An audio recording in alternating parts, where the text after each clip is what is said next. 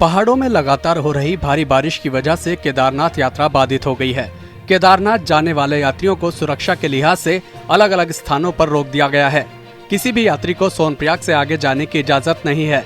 करीब 3000 तीर्थयात्री सोनप्रयाग में फंसे हुए हैं। जिला प्रशासन ने कहा है कि मौसम साफ होने और हालात सुधरने के बाद ही तीर्थयात्रियों को केदारनाथ धाम भेजा जाएगा।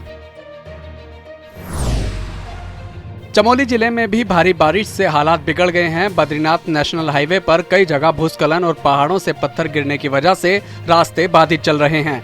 ये तस्वीरें कमेडा और नंदप्रयाग के रास्ते की हैं, जहां लगातार भूस्खलन होने से प्रशासन की टीमों को भी भारी मशक्कत करनी पड़ रही है।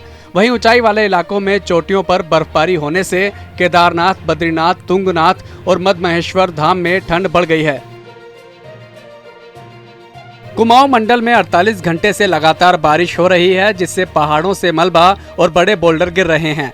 चंपावत जिले में स्वाला मंदिर के पास भारी मलबा आने से लोहाघाट पिथौरागढ़ नेशनल हाईवे बंद हो गया। बाराकोट क्षेत्र के संतोला में भी पहाड़ी से पत्थरों की बरसात हुई। नैनीताल में भारी बारिश के चलते बवाली अल्मोड़ा हाईवे पर पत्थर टूटकर गिर गया, जिससे रास्ता बाधित हो गया। हाईवे बंद होने के बाद पुलिस ने रूट डाइवर्ट कर दिया है, जिससे यात्रियों को भारी दिक्कतों का सामना करना पड़ रहा है।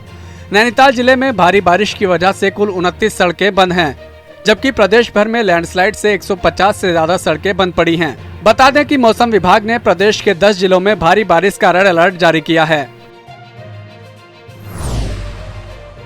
नैनीताल के धारी ब्लॉक में आने वाले खंड शिक्षा अधिकारी के दफ्तर में पहाड़ी मलबा घुसने से भारी नुकसान पहुंचा। दफ्तर के पीछे ही पहाड़ी है। इसी पहाड़ी और सड़क का मलबा टूटकर दफ्तर के खिड़की और दरवाजों से अंदर घुस गया और दफ्तर के सारे कमरे मलबे से भर गए, जिससे कंप्यूटर और सरकारी दस्तावेजों के अलावा अन्य जरूरी सामान को भी क्षति पहुंची है। अधिकारी कह रहे हैं कि मलबा पूरी तरह हटाए जाने के बाद ही नुकसान का सही आकलन हो पाएगा। वहीं स्थानीय ग्रामीणों ने आरोप लगाया है कि खंड शिक्षा अधिकारी के दफ्तर के ऊपरी हिस्से में सड़क का निर्माण कार्य चल रहा है, जिसके चलते पहाड़ कमजोर हो गया है और मलबे ने इतना भारी नुकसान पहुंचाया है। उधम सिंह नगर जिले में 3 दिन से लगातार हो रही बारिश ने किसानों की धान की फसल को चौपट कर दिया है। इससे किसानों के चेहरों पर चिंता की लकीरें हैं। बारिश से जिले में जनजीवन पहले से अस्त व्यस्त है। जसपुर की फीका नदी उफान मार रही है तो नाले भी उफान पर हैं। अब जगह जगह धान के खेत भी पानी में डूबे दिख रहे हैं। किसानों का कहना है कि अगर बारिश नहीं रुकी तो उनकी पूरी मेहनत पर पानी फिर जाएगा। मुख्यमंत्री पुष्कर सिंह धामी ने शुक्रवार को देहरादून के आईटी पार्क स्थित उत्तराखंड राज्य आपदा परिचालन केंद्र पहुंचकर राज्य के विभिन्न क्षेत्रों में हो रही बारिश की जानकारी ली। सीएम ने जिलाधिकारी से बारिश की स्थिति, सड़कों, पेयजल, विद्युत आपूर्ति और अन्य जानकारियां ली। वीडियो कॉन्फ्रेंसिंग से धामी ने सभी जिलाधिकारियों को निर्देश दिए हैं कि भारी बारिश और भूस्खलन से संबंधित क्षेत्रों से लोगों को सुरक्षित स्थानों पर पहुंचाया जाए। श्रद्धालुओं और यात्रियों के लिए सुरक्षित स्थानों पर ठहरने और खाने की सारी व्यवस्थाएं की जाएं। सीएम ने सभी अधिकारियों को हर पल अलर्ट मोड पर रहने के निर्देश दिए हैं। उत्तराखंड में बिगड़ते माहौल को लेकर सीएम पुष्कर सिंह धामी ने बड़ी चेतावनी दी है। सीएम धामी का कहना है कि देवभूमि के लोग शांति प्रिय हैं। यदि आपराधिक प्रवृत्ति के लोग आकर यहां शांतवादियों में अशांति फैलाएंगे और कानून व्यवस्था बिगाड़ने का प्रयास करेंगे तो इसे बिल्कुल भी बर्दाश्त नहीं किया जाएगा। उत्तराखंड बहुत शांतिपूर्ण तरीके से चलने वाला राज्य है। सभी एक दूसरे के साथ बहुत भाईचारे के साथ रहते हैं और कोई भी अगर कानून को तोड़ेगा तो कानून उसके साथ सख्ती से काम करेगा। हाँ, लेकिन ये जरूर है कि कुछ लोग लब जिहाद और लैंड जिहाद को अपना एक सुनियोजित एम मानकर जो काम कर रहे हैं, उनको उनके लिए निश्चित रूप से उनको समझ लेना चाहिए कि किसी भी कीमत पर हम यहाँ की अपनी बहन बेटियों को कहीं पर भी जो है ऐसा नहीं होने देंगे, उनके साथ धोखा नहीं होने देंगे और कोई भी करेगा तो कानूनी प्रक्रिया के तहत उस पर कठोर कार्रवाई होगी। वहीं कांग्रेस प्रदेश में बिगड़ती कानून व्यवस्था को लेकर मोदी और धामी दोनों सरकारों को घेर रही है।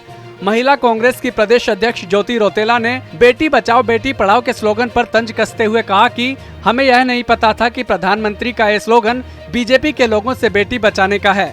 रौतेला ने कहा कि बीजेपी के शासन में बेटियों के साथ जैसा दुर्व्यवहार हो रहा है वैसा पहले कभी नहीं हुआ। भाजपा एक स्लोगन दी थी 2014 में, बेटी बचाओ बेटी पढ़ाओ। लेकिन उन्होंने उसके साथ ये नहीं बताया था कि बेटियों को हमको उनके लोगों से बचाना है। आज पूरे देश में और हमारे प्रदेश में आप लोग देखेंगे कि पिछले 3 साल में उत्तराखंड एनसीआरबी की रिपोर्ट के हिसाब से पहाड़ी राज्यों में नंबर 1 है, जिसमें महिलाओं के ऊपर बलात्कार और अत्याचार के केस सबसे ज्यादा किसी राज्य में है, जो पहाड़ी राज्य है। कांग्रेस की केदारनाथ प्रतिष्ठा रक्षा यात्रा के दूसरे चरण का समापन हो गया है। बाबा केदारनाथ के जलाभिषेक और विशेष पूजा अर्चना के बाद कांग्रेस ने यात्रा का समापन किया। इस दौरान कांग्रेस पदाधिकारियों ने केदारनाथ धाम में तीर्थ पुरोहितों के साथ बैठक भी की। बैठक में कांग्रेस के सभी कार्यकर्ताओं ने एकजुट होकर केदारनाथ धाम की प्रतिष्ठा की लड़ाई आगे लड़ने का प्रण लिया। कांग्रेस प्रदेश अध्यक्ष करण माहरा ने कहा कि यात्रा के दूसरे चरण की शुरुआत 12 सितंबर से की जाएगी।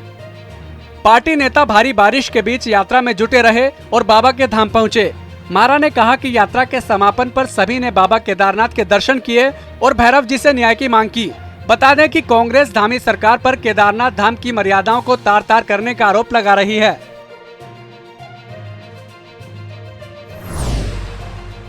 हरिद्वार के पतंजलि विश्वविद्यालय सभागार में 2 दिन की युवा धर्म संसद की शुरुआत हो गई है। सीएम पुष्कर सिंह धामी ने शुक्रवार को उद्घाटन समारोह में हिस्सा लिया। धामी ने युवाओं को राष्ट्र प्रथम का संदेश दिया।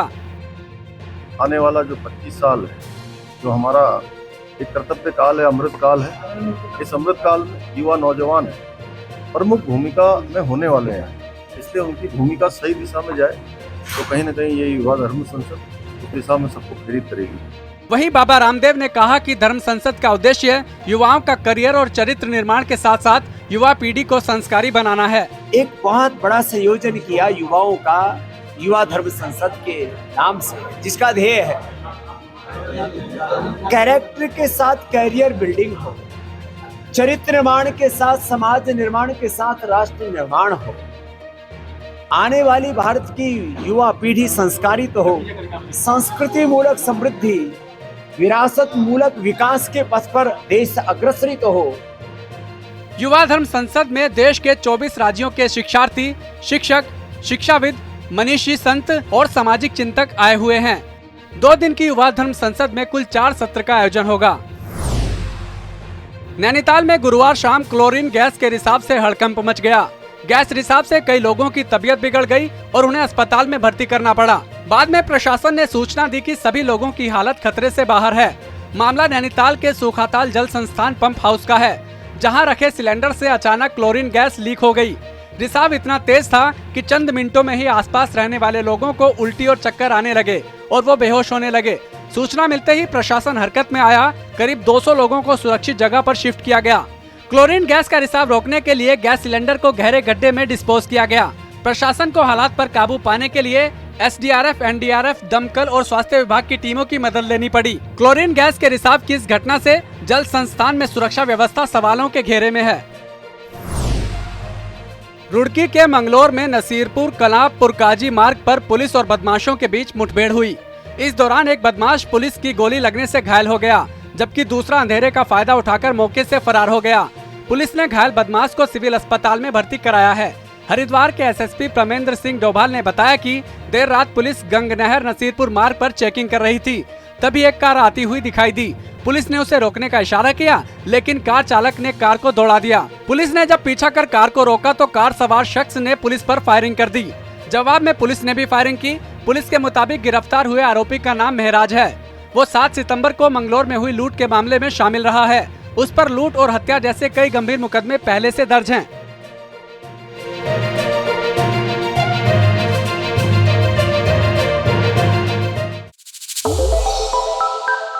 श्रेष्ठ उत्तराखंड पर खबरों से जुड़े रहने के लिए चैनल को सब्सक्राइब और लाइक करें, बेल आइकन दबाएं और देखते रहें श्रेष्ठ उत्तराखंड।